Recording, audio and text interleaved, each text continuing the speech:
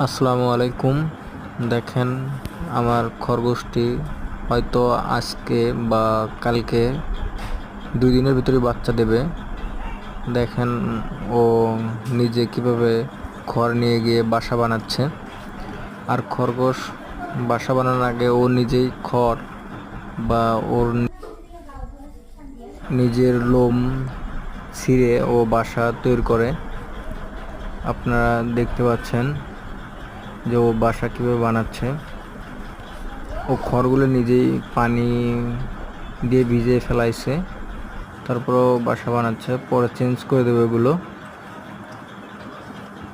আর খরগোশ বাচ্চা দিয়ে থাকে মাটির ভিতরে ওরা গর্ত করে বাচ্চা দেয়। যেহেতু আমার খাঁচাতে বাচ্চা দিচ্ছে, এই কারণে 2টা কাঠ দিয়ে একটা ঘরের মতো বানিয়ে দিছে, নিচে কাঠ আছে, ওখানে বাচ্চা দিচ্ছে। দেখেন, বাচ্চা দেবে আর কি, হয়তো কাল পরশু বা আজকেও দিতে পারে।